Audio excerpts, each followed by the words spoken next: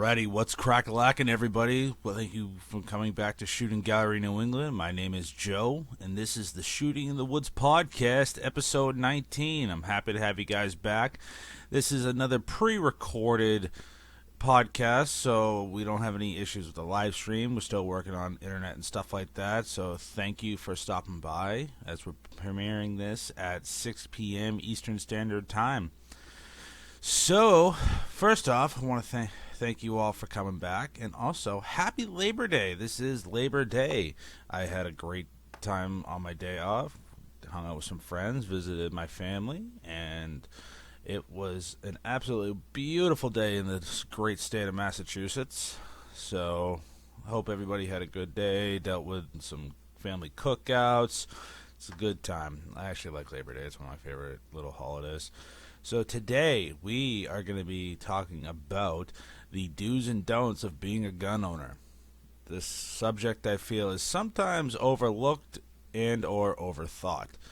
This is going to be one of those episodes where pretty much we're just going to give you the reality of being a firearms owner, whether it's your political views, how to deal with people that aren't gun people. And that's going to be a big topic of tonight, or even being that advocate in helping someone purchase their first firearm.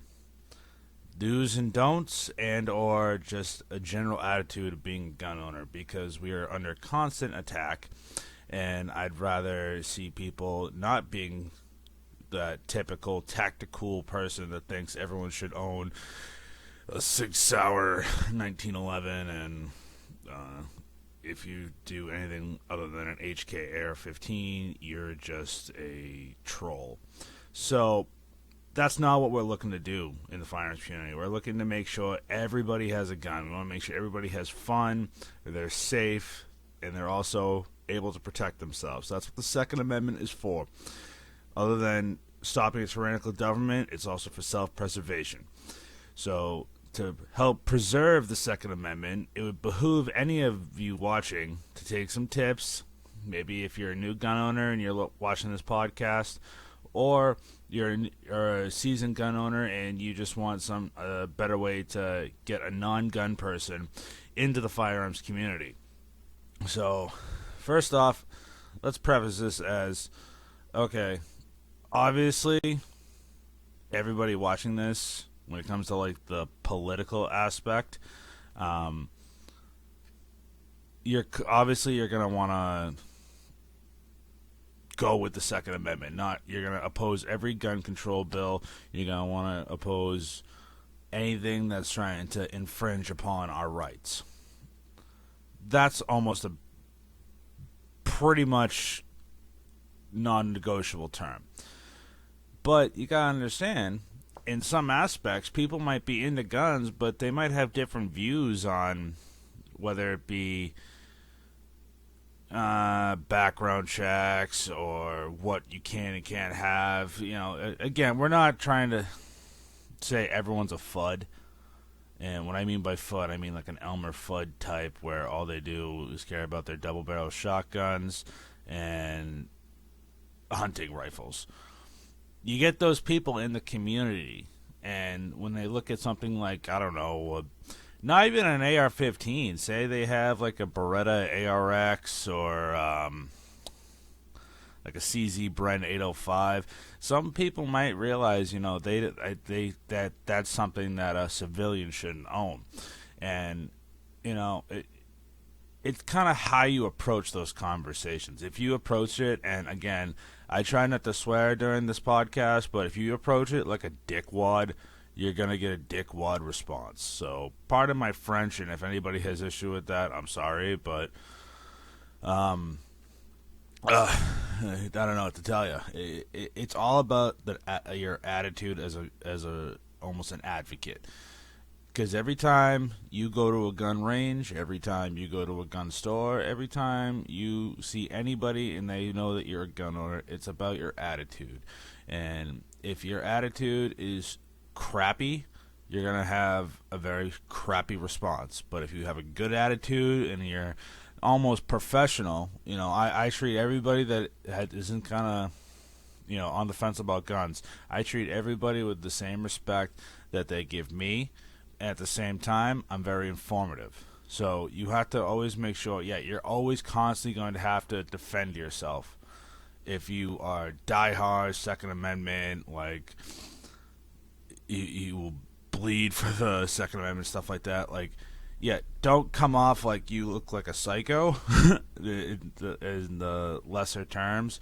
But if you're gonna try and have a conversation with someone who is on the fence about gun ownership and the right to carry and all that stuff, and what guns that they feel you should have, even though you feel a different way, it's a little bit different if you come in saying, well, you're just a stupid liberal, or you don't know what the F you're talking about. And dude, the second you start dropping F-bombs and stuff like that, anybody who is with it will automatically just shut off anything you're about to say.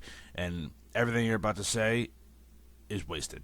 Like, you wasted your time because you started off coming almost hostile. So one of the big things I like to preach is go into these conversations with a good attitude. I took a sip of my coffee. I'm recording this at 9:30, like 9:50, 9:30 in the morning, around there. I don't know. Yeah. Oh, okay. Yeah, it's 9:55. I'm recording this now, and I just want to actually give a shout out before I get back into this topic. There's a couple of things that just happened with Shooting Gallery New England. I know we've been preaching we wanted to get to at least 100 subscribers by September. It is now September 2nd. We have reached almost 60. That is 60 more than I ever thought we'd have. It's a slow learning process. I'm learning as I go, but I do enjoy coming every week, talking to all you viewers and stuff like that. I love making video. I know we didn't really have a video this week other than the podcast because my work schedule has been crazy. Last night I just did like probably 24 hours this past shift. I worked all weekend at the bar as a bouncer, so it's been a tough weekend for Labor Day. But so we have just about 60 subscribers on YouTube. I'm going to take that as a small win. I'm very happy because, like I said, that's 60 subscribers more than I thought. But at the same time, I still would like to reach 500 by the first of the year. That is my goal. And tell your friends. That's all I have to say. Don't forget to like, share, and subscribe. And ring the notification bell to make sure you get notified when a new video is posted. So that happened. And also, I want to give a shout out to my friend over at Shoot Ride Live. He has a great YouTube channel, does a lot of good content. He gave me a shout out in his recent video, and I thoroughly appreciate that, man. If you're listening out there, Shoot Ride Live, it means a lot knowing that people are at least out there listening and able. I gained a lot of subscribers from that video, so I really do appreciate it, man. That was really awesome. So thank you very much. But go over, everybody that's listening to this podcast, go over to Shoot Ride Live. He's over on YouTube. He's a great gun channel, great content. Does a lot with he's been doing a lot with Rock Island Armory, I think that's what. Yeah, Rock Island Armory guns and stuff like that. They're great content. So definitely go check him out because I like to help people that help me out. So now I got all that out of it. Let's get back into the conversation. So we're pretty much talking, like I said, do's and don'ts of being a gun owner. This goes along the same lines of you're meeting people that are on the fence about guns. I'm going to tell you a story. So it made me think, what I'm about to tell you, this made me think of how not to react towards people. A couple years back, I worked for my father full time. He went one day, we had like an off day. We were just in between starting one job and ending another one, so we just kind of had a day off. And I was like, oh, hey, Dad, I'm going to go to the gun store. I was planning to pick up a rifle.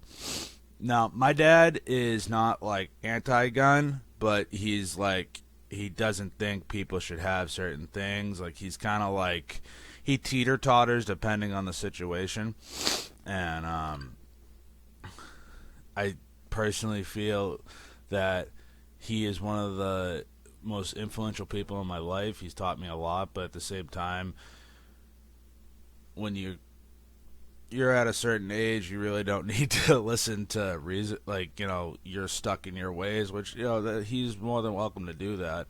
But he's lived a life 10 times over, and he has his own opinions, and he's one of those people. He doesn't understand what I do. He doesn't understand my activism. He doesn't understand how I want to work in the firearms industry because he never really was around guns, and so he's kind of like on the fence about it. Like, I grew up shooting BB guns and stuff like that, but I didn't touch a gun until I was probably 20, 21 years old. No, not like 19. 19, I shot my first gun. I didn't buy my first gun until I was 21. So, alright, hey, I want to also preface this as, again, me and my dad have a very different relationship. We're horrible to each other because, like I said, I'm from Massachusetts, so we have a very really sick sense of humor. So I go to this gun shop. It's called Gartman Arms up in Rentham, Massachusetts. Great shop. If any of you ever have the chance to go check them out, They're a great shop.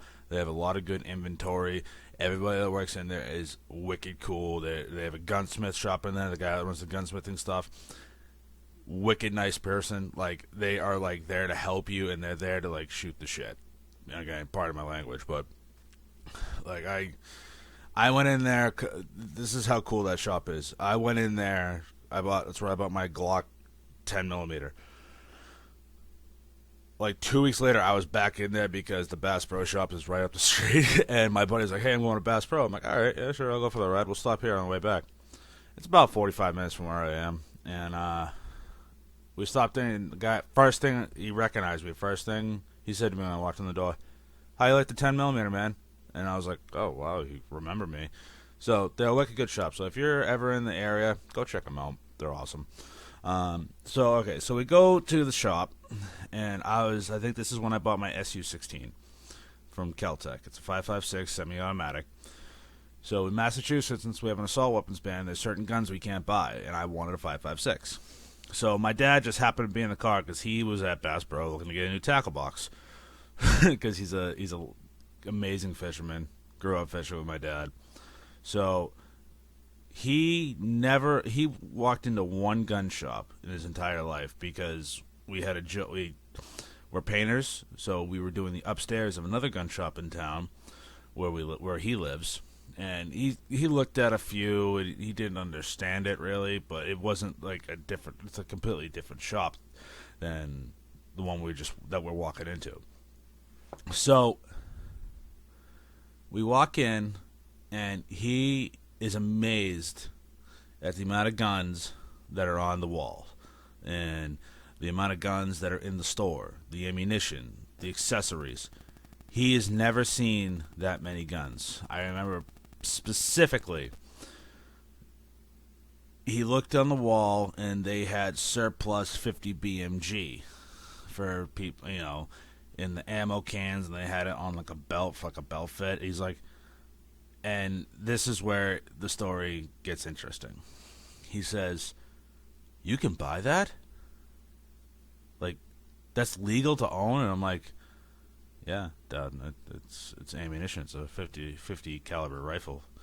And again, he's not a gun guy. He's not into guns, so he doesn't realize that a 50 caliber rifle is legal for civilian ownerships. And for those who are listening, a 50 caliber is the largest caliber you can get before you have to register your firearm or said device as a destructive device.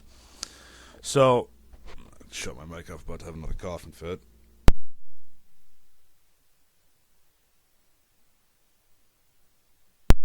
Sorry about that. Didn't want you all to be like, "Oh wow, this guy coughs like a friggin' banshee."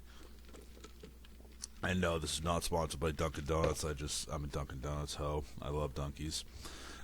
So okay, we're in the shop, and my dad didn't realize you could have a 50 caliber rifle.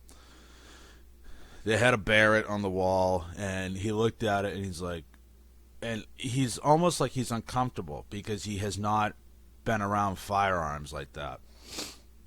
So the people in the shop were very cool with him. I informed them, listen, he doesn't have a gun, he doesn't have his concealed weapons permit, he's just my ride, he's just never really been in the shop, he'll be fine. And they're like, yeah, no problem. And they were cool. So we're walking around, and I just see him just kind of like doing his own thing. He's his own entity. I love my dad to death, but he just he wanders, and he has this like face of like almost confusion, amazement, and like doesn't understand, all in one face. If you all have a parent that is able to do that, you can understand where I'm coming from. So as I'm looking through the rifles, my dad he was just interested. He wanted to see what was going on in the shop, and right above on the wall where I was looking to buy the SU-16, there was a legitimate H&K. I forget what the nomenclature was. It's like an MP5 clone. It's an MP5 from H&K.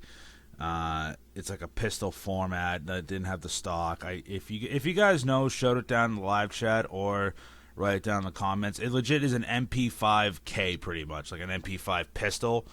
But I don't know the nomenclature because it doesn't have the stock. It doesn't have a long barrel for rifle configurations. But it's an MP5 like pistol looking thing. And it had like a faux suppressor brake looking thing and the extended mag. He looked at that, and as I'm talking, he comes over and asks me, he's like, hey, is that a machine gun? And I kind of chuckled, and I was like, no, Dad. Right there, the way I said that, I realized that's not the way to that was not the way to approach it. Again, my dad doesn't know what's this machine gun. He thought every rifle on the wall was a machine gun, and I had to politely tell him in the car, no, those are all semi-automatic. Unless they are a Class 3 dealer, they are not going to have machine guns. They're not going to have machine guns unless they have they're an SOT or whatever. So that right there, that was the first bad mistake. The second mistake was when I was all said and done, I was like, okay, I'll get this rifle. My dad was still in there. He saw me filling paperwork out, and he's like, oh, what are you, just filling out a bill of sale? I'm like, oh, no, Dad, I'm starting a background check. He's like, oh, yeah, I know you got to do a background check, but that's going to take, like, hours. And I'm like, no, it's not going to. And he thought background checks were like, I had my license and there you go. He thought I didn't have to go through it. So I'm filling out the 4473, and he's like, and he didn't understand why I was filling it out. And I'm like, oh, no, Dad, this is how I get my background check done. It's going to take about a half hour, all said and done, from background check filling out to walking out the door. And he was amazed that it kind of almost took that long, because he is almost indoctrinated by the media, thinking you don't need to go for a background check. You can walk into a store, buy a gun, and walk out. And it's almost like he wasn't aggravated, but he didn't understand. And I had to say, Dad, it's okay. So, long story short, we get in the car. He didn't realize it took that long to get a background check. He thought a background check was I have my concealed weapons permit. And again, he's not a gun guy, so he doesn't understand this. So what I'm getting at here is, long story short, I explained everything to him, what he just saw. I explained no one has machine guns in this. No one has machine guns in the shop because of the licensing. Everyone is allowed to have a 50 caliber if they want to and they can afford it. It's just the law. It's the highest caliber you can have until you get a destructive device. And then also, when it came to background checks, he thought that a concealed weapons permit was the background check. I'm like, yes, in other states, it can be considered. You don't have to fill out a background check because you already filled out the background check to get a concealed weapons permit. So, okay, that's all well and good.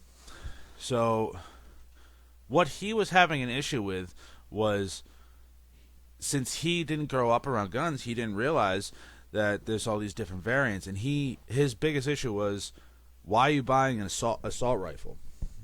So this is where it gets interesting. Most people, when you meet them, they might think an assault rifle is this scary thing.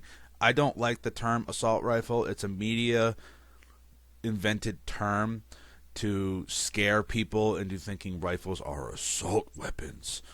I despise the term with every nature of my being.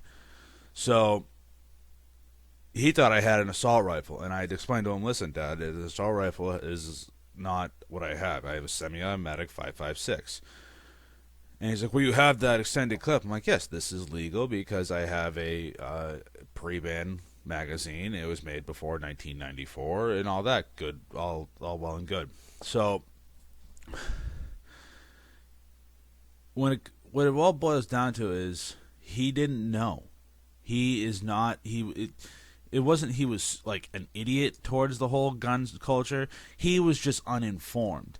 So that's where you can get people that almost become defensive of what you're trying to do, like what you're doing and how, like, you know, what your hobbies are when it comes to firearms, stuff like that.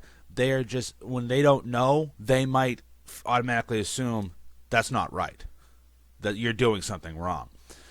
And that's where a gun owner can get defensive and then, again, like I said before, come off like a dickwad and become a tactical Nazi that, oh, I can do, extreme operator headspace stuff like that. Like, dude, don't act like that.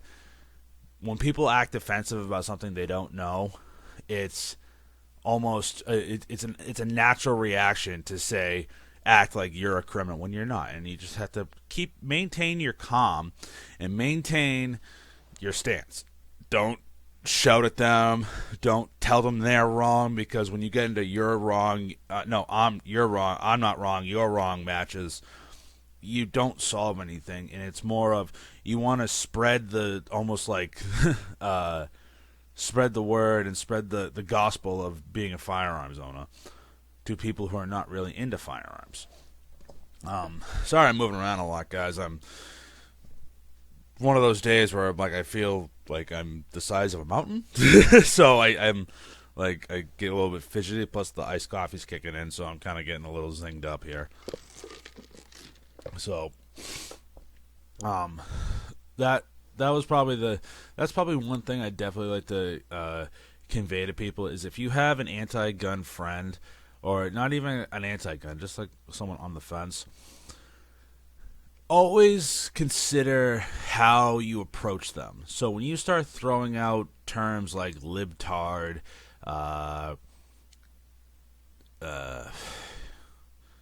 almost damn near calling someone Antifa for their political beliefs, you're not going to solve anything. It doesn't solve anything, but more than fuels the fire for the opposite side that want to infringe upon our rights. And that's not what people have been fighting for years, for our rights. It almost as if you are crapping on the entire essence of what everybody has done to fight to preserve our Second Amendment rights. When you start throwing out when you start name calling and you start acting like you know everything and it doesn't matter what anybody says, I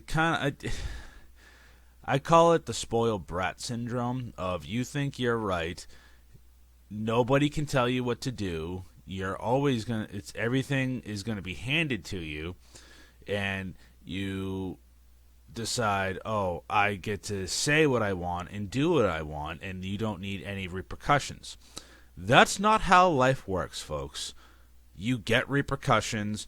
You can't say what you want to people.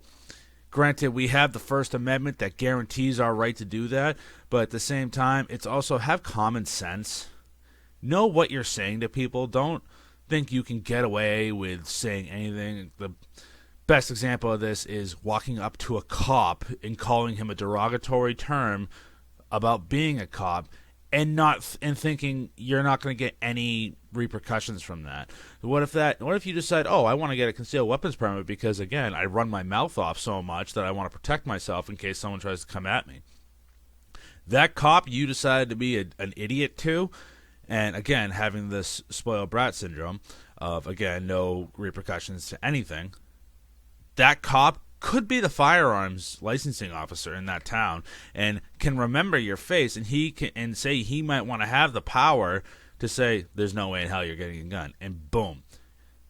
For you having that mentality and that uncommon sense like nature, you will not be able to get a concealed weapons permit, depending on the state. Like I said, in Massachusetts is a little bit different. So, like, I don't know how other states work when it comes to licensing and stuff like that, but certain towns, police chiefs have the right to deny, or firearms licensing officers have the right to deny or accept concealed weapons permits. So, think of it like that. My biggest thing I want to preach right now is just, like, just know what you're about to say and have a little bit of knowledge before you're about to get into a conversation on not trying to turn someone into a gun owner, but just keep them informed. You know, being informed is the best way you can get someone to start coming over to the good side of being a firearms owner. So that's one way that it's almost it's a good step into being the do's and don'ts of being a firearms owner. Now, the next part of this episode I want to talk about is discussing. Say you have a friend who just got their concealed weapons permit, but at the same time, or they got a firearms ID card, or whatever it is. I preference all this conversation. I know not everyone lives in Massachusetts, but I know it's different in other states. But how we do it in Massachusetts, we can't just buy a gun with a license. We have to get a actual firearms license, whether it's an FID for long guns and with limitations, or we call it our license to carry Class A non-restricted, high capacity. That's how we can get pistols and pretty much everything else. We need to have one of those cards to get a firearm. On top of we need to get training done before we get the license, stuff like that. So some states, like probably New York, or I know New Jersey has some weird laws before you even get a firearm. California, that's all going to be, it's all subjective to where you live. So just, again, follow your local laws and stuff like that. And if you guys are wondering why I'm wearing a hoodie right now, again, Massachusetts and New England or actually New England in general, we don't have 4 seasons. We have like 10. We have winter, second winter, fall, spring for about a week. Then we have a limbo month, the limbo season where you don't know what the hell's going on. You have the rainy season. You have summer, service of the sun summer, false fall, and then it goes back to winter. We're in false fall right now. False fall is second to third week in August, and it goes till about September, second week in September. Okay, then it goes completely hot, and then we have fall in October to first week in November, and then it's winter again up until, that's just how it goes. So that's, if you guys are like, why the hell is he wearing? It's September. Why is he wearing, sweatshirts? That's just how I roll, and plus I'm comfortable. I'm not. Well, you guys can deal with that cough. So, sorry about that, guys. So, now, say a friend is trying to get into firearms and they got their licenses and all of the stuff they have to do. The best thing you can do to make sure that your friend is at least able to understand what gun he has and what is a good choice for a gun, for his first firearm, stuff like that, go with him to a gun shop. There's an article I have here from the Firearm Blog, and I'm going to link into the description.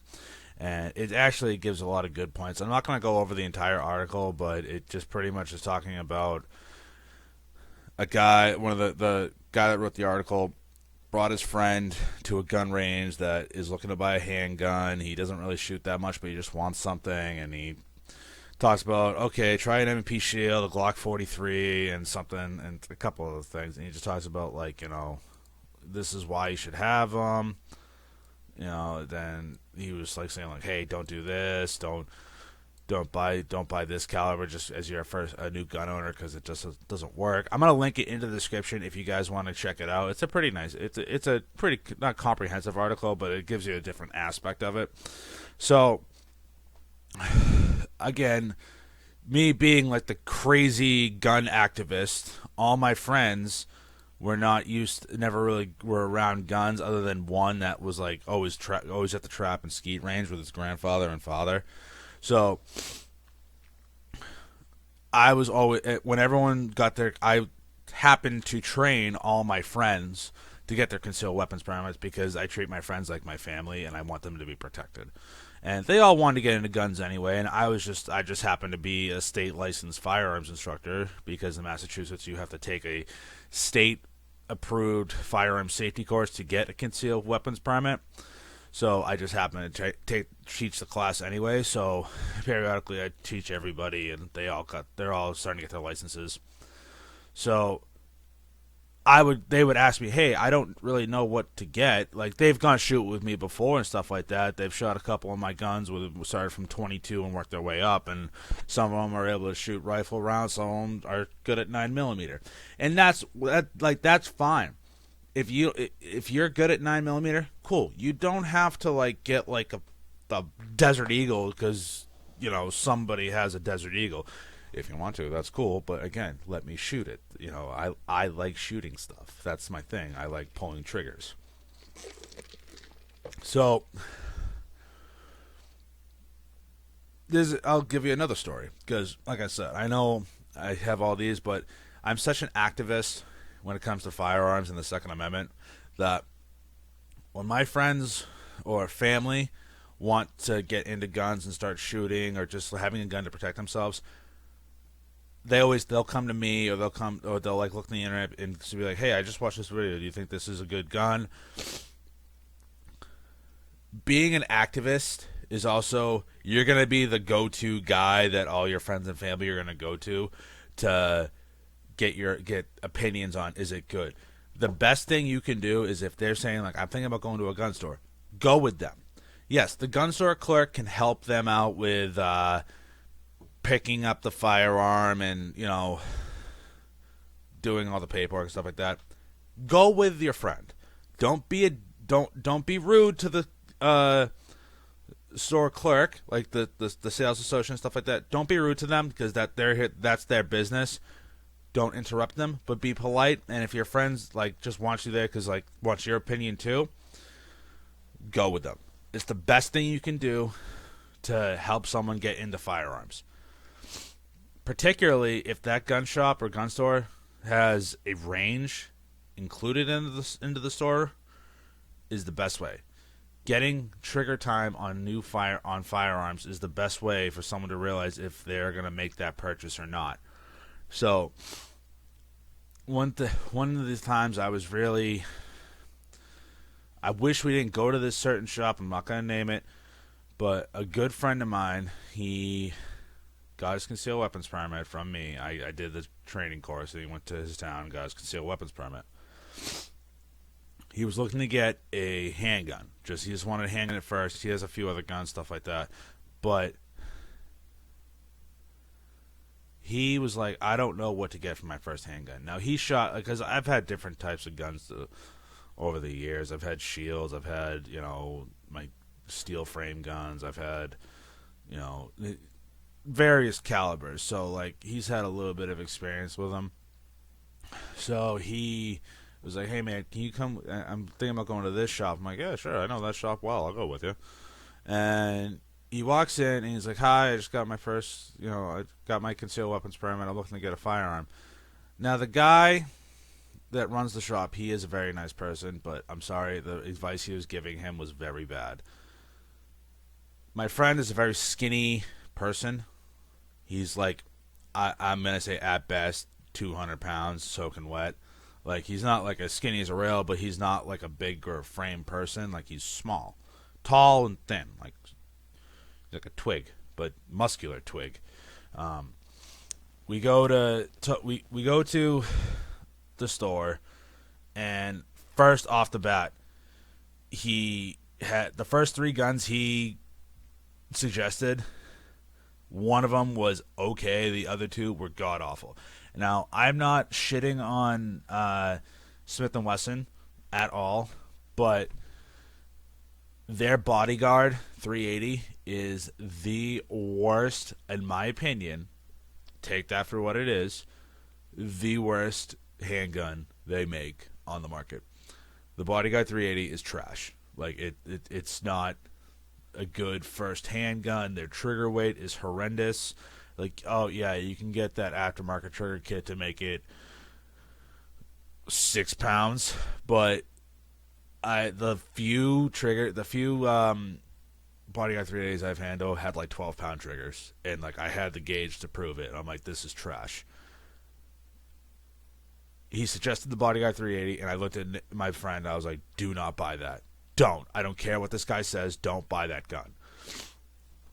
The next gun he pulled out was it was like a can. I don't know what type. It was a Canic. I want to say it was a TP9.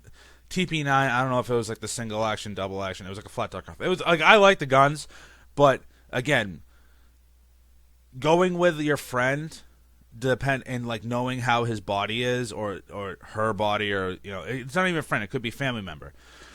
No, I did the same thing for my mother when she went to go get her first gun. I told her, I'm like, oh, this would be good for. And I showed her, she asked my opinion, and I explained to the store clerk, like, hey, she's my mom. I'm a firearms instructor myself. I'm pretty well versed. She was just, I'm not trying to be rude, and that's awesome. If you at least tell the people, hey, they wanted me to come because they wanted my opinion too. That's good. As long as the store clerk's not an a-hole, he should be able to. It. 2 minds are better than one on getting someone into firearms. So the guy brought out a TP9. Again, my friend is very small, like tall but thin. He's not like me. He's not a big boy like me. So he liked the idea of carrying like appendix. So I'm like, all right, yeah, cool. So I said, don't buy the Bodyguard 380. If you do, that thing's gonna snap. I'll break that thing with one like fish crunch. Like I'm gonna go like Andre the Giant on you, just go, ugh, and all of a sudden you have no gun. So he tried the TP9, and I'm like, it's a good gun. I'm thinking about picking one up. I like the concept of it. I like how it's very it's comfortable in the hand. It shoots well. It shoots 9. He wanted to get a 9mm, but just to preface it. So obviously the 380 was out automatically, but he was like, "Oh, I think I kind of like this." And the Canic he had like a holster included with it, and I told him the holster that comes with it don't use because it's like the worst thing you could do. It's not a good holster. It's one of those that it had a plug at the end. You put it in the barrel, and it comes up on the slide and clips over. Like, I don't know how to explain them, but it's a really bad holster. I'm like, all right, man. Well, this is not the holster you should get for this, but this will help you. So I'm like, and we asked the clerk, I'm like, can he try it out as long as it's not going to be loaded? He wants to see how it feels on him. And the guy was wicked cool. He was like, yeah, sure, no problem. So he put it, and I'm like, all right, Nick, you see how you're and I didn't mean to say his name, but I'm like, you see how you're standing there, and like you can feel it because it was a big gun, like it was a full size handgun, and it was just like he wanted to carry, and he didn't want to just have like a tiny gun for anything. Like, you want something that he could feel comfortable shooting. So he's walking around. I'm like, try and like squat down. He squatted down. He's like, dude, this thing is just like huge on me. I'm like, yeah. So okay, so it's a good gun, but for your first concealed weapons gun and your frame, that large full size gun would not be a good choice. And he's like, I do like it. It's just it's really big. I'm like, yeah, it's all good. So nixed the Canic. Then he went to the M&P 9 Compact. It was the 1.0.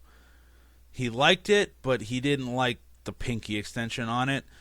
And then I'm like, all right, so here's the thing. And he shot my shield. I'm like, all right, do you have a shield? And he's like, yeah, I got a shield. So he first brought out a 40. I'm like, no, bring a 9. He's not getting 40. And he just looked at me. I'm like, yeah, no, we're not doing 40 today. It's trash. It's a trash caliber. It's a dead brand. So he kind of had a chuckle. So I'm like, all right, you got a holster for him? He's like, yep. What he got him for a holster was not a good idea, but to start off, I brought him somewhere else to get a new holster.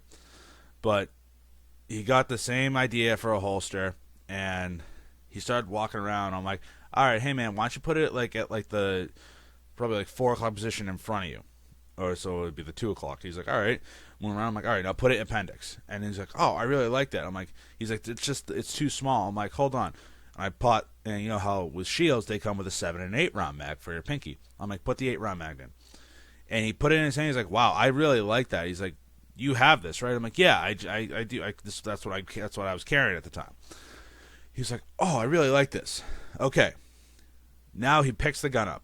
When you're at a shop and they're trying to sell you a holster, get a good quality holster. Don't let them sell you something that, like, if you really think like that's dumb, it's probably dumb. So okay, he gets it. This is where I had an issue with it. You've all seen them where you can replace the back plates on striker fire guns. Drill 2 hole, like they have the replacement back plate, and you legit have like a clip. I'm gonna show this knife off. You have a holster, like a clip that goes along your slide. That's the holster. That is the worst idea for a holster in the world. I do not like those holsters. It took the guy like 25 minutes to install it when I was like, no. And when I replaced it, it took me 5 minutes to first take the gun apart, figure out where the striker spring was and what's the best part to pull it back, pop it out, unscrew it, and put the old striker back in. Took me like 5 minutes, all said and done.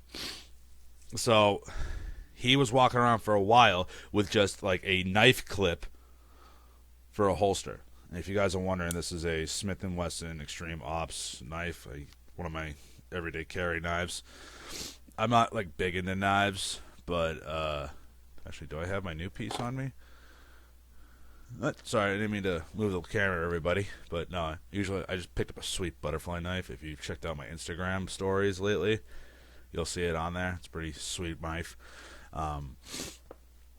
So it all comes down to, if you go with your friends and family, you're that second person between you and the clerk at the gun store. That's what you want. So always make sure, I'm sorry for that dead silence, everybody. Be there to give a second opinion. Like I said, if someone, like say with me, I have very large hands. So if someone was trying to sell me like an LCP2 or for my first gun or a bodyguard, or I tried to stray him away from revolvers for now because he likes semi-automatics. I'm like, he likes the 9mm. I'm like, okay, so for now you're used to shooting, from what you've shot with me, you're used to shooting semi-automatics. That's at least some. Again, every person's different, so if they grew up shooting revolvers, aim them towards a revolver. You know, it all depends on what the person in the end likes to shoot, and at the same time, it all depends on what they're comfortable with and what's comfortable with them. So, like I said, I have a large hand, so if someone gives me almost like a mouse gun, that's a bad idea for me to have to defend myself, because with my ape-like hands, it's not going to fit my hand. I know it's a very bad word to say, but it's going to be uncomfortable to shoot, and I'm not going to want to shoot it. Like me, like I said, I carry a full-size Glock 20 because I'm a big person, and I can conceal that very well, and it fits my hand very well. It's comfortable to shoot because that's just how my body is. Everybody's different. So if you get like a 100-pound soaking wet girl and you try handing them a full-size 45 1911, that's a dumb move. You want to get them into, like, again, a 380 or a 9mm if they're comfortable. If they want to go the revolver route, get them into a 38 special and, go from there. Or even get a 9mm revolver. It all depends on what the woman wants, too. It all depends. it's more of communicating, pretty much. If you communicate with the person you're at the store with to almost be an advocate for them and say, oh man, that's awesome, you're getting into firearms, you're going to get a gun to protect yourself, I'm so proud of you, man, or woman, or whatever. It's being there almost as if you're a hype man saying, yeah, that's a good idea, or no man, I wouldn't get that. It's all about being there for just almost like moral support. Like they want to justify buying that if you're there. It's a good idea. That's why I say it's like a do's and don'ts of being a firearms owner. You don't want to just trash everything someone's looking at to buy, or like what I don't trash things my friends like to buy unless it's completely dumb. But if they're like, what do you think about this? I'm not gonna trash it. But if you're knowledgeable enough in firearms and in even firearms accessories and stuff like that, if they're looking at a product and they're like, I'm on the fence about it, if you're knowledgeable enough, always give a second opinion. Like, oh, that's a good gun, why don't you check out this? It's the same thing, it's like $200 more, but this is the quality. It's essentially the same gun. So if you're on the fence but you want good quality, check this out. One of my closest friends is still looking into buying a C308 or an HK91 clone. And I'm like, all right, you want to buy the Century, go ahead, but here's this, man. I know and he's big on quality. He doesn't want to buy bad quality firearms. I'm like, all right, check out the PTR. The PTR 91 from PTR Industries. It's, it's the same exact gun. It has a different front rail, but it's the same gun, same caliber, takes the same mags. It's like $200 more. And he's like, oh, okay. So stuff like that. Don't just be like, that gun sucks, don't buy that gun, unless it's a Bodyguard 380. And I love Smith & Wesson. Don't get me wrong. I love Smith & Wesson. I have a few Smith & Wesson guns. I just don't like the Bodyguard 380. It's the worst gun they have on their roster. Like, I don't like it. I'm a big fan of the Shield EZ 380. I think that's probably the best 380 on the market.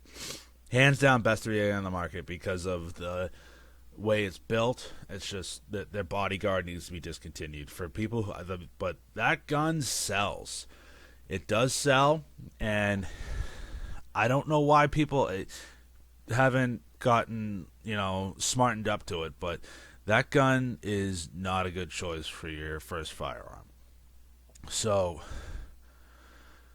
but again, I keep going back to, you have to have the right attitude when you're going into a shop with a close loved one and they want to get a gun. You have to go in with the right attitude. Don't just, the worst thing you could do is shoot down every single idea they have. If you shoot down every single idea they have, they're going to be like, this is pointless. You're shooting down every idea I have. This isn't fun. You want to make it enjoyable for the person you're going into the shop with for a second opinion. If you make it enjoyable, they're going to enjoy it. If you make it suck, they're going to think it sucks. It's as simple as that. If you make it to where they're able to understand your side of it, and they're able to understand why you're not pushing them in that direction towards a firearm, or you're suggesting these types of actions or something like that, make it so they can understand where you're coming from. Don't be like, well, Tim Kennedy carries this, or if you're gonna buy that AK, if you're not buying a Rifle Dynamics, you shouldn't even buy one. You don't deserve to buy an AK. If you have that mentality, 100% that person is going to be like, you're an a-hole, I'm not going to get into guns now.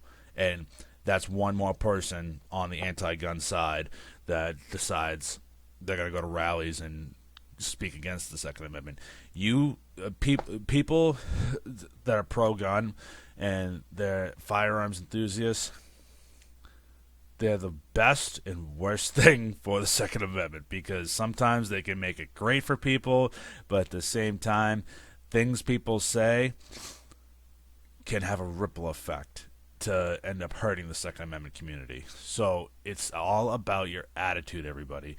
If you have the right attitude, speaking and dealing with people that are on the fence about guns, you are you are going to be the person in between deciding if they're going to be for guns or they're going to be against guns, and they're going to be for taking your rights away. we have worked very hard at maintaining our rights. And I would be damned to say the more people we get on our side, the better our rights are going to start coming back to us. We're not depending on people at the NRA because clearly they don't want anything to do with us, and all they care about is getting that Gucci suit and going to Barbados on our money. I want everybody's opinion on the NRA. You know, if you're, like I said, this is going to be premiering, so we're still going to have the live chat today. Even though this is a pre-recorded podcast, I want this to be very throughout this entire podcast. I hope we're still talking in the live chats. If you have any questions, we can go into greater detail. You know, I feel like I can make we could go on for hours talking about this subject, but it's not like there could be other videos specifically made that I'm thinking about making. Like I said, I do want to apologize for not having other content out this week. I was just really busy with work and family stuff. You know, it's been a busy week. I had the video pretty much edited. It's on a Galco holster, and I'm gonna have an affiliate link for you guys. Like I do want to remind people, we do have an Amazon affiliate store. So if you guys want to buy stuff off Amazon through our affiliate links, that does help the channel out. If you want to, doesn't matter either way, but it's much appreciated. I'll throw a link to the Amazon affiliate store in the description, so it doesn't have to be guns. So if, like, say you guys want to buy, like, I don't know, season of like Degrassi Next Generation, a portion of that sale will go to us, go to the channel to help the channel out. We do appreciate all help from everybody. So I feel like every podcast I sound like I'm like deathly sick. It's just my allergies. It's just my accent too. But I feel like it was a good discussion that we had. For those who are still in the live chat, I want to say thank you. This is at least a full episode this week. It's not going to be like a 40-minute episode. It's pretty much a full hour. I do want to thank everybody for swinging by. So I just want everybody who are still listening, take what I said into consideration. Like I said, it's all about the attitude that you bring to people when you're trying to get involved in the Second Amendment community. And being a Second Amendment advocate, it's all about your attitude and how you treat people. Because if you treat people like an asshole, you're going to be treated like an a-hole. It doesn't matter what you think. It matters on how the other person feels. I feel like that's a good analogy, Zen slinger to end on. So I would like to ask you all to like, share, and subscribe this video with your friends. We're trying to get our subscriber numbers up. And don't forget that little bell in the bottom on this little area right here. Smash that bell. You're going to be able to get notified whenever we post a new video. We do have a Gunstreamer account. I will have the link in the description. And don't forget to follow us on Instagram at Shooting Gallery New England, all lowercase letters. I try to post at least once a day, sometimes twice a day when I'm, feeling, happy or what I'm doing. I don't do Facebook because it's not me. I rather do the gram. I'm an Instagram hoe. I love it. So don't forget, everybody. Like I said, I'll have the link to our Amazon affiliate store in the description as well. And I hope you guys enjoy the rest of your Labor Day. I know it's going around 7 o'clock now where this is premiering. And I hope you had a great weekend. And we'll see you next week, everybody. Thank you so much, and I'll talk to you soon.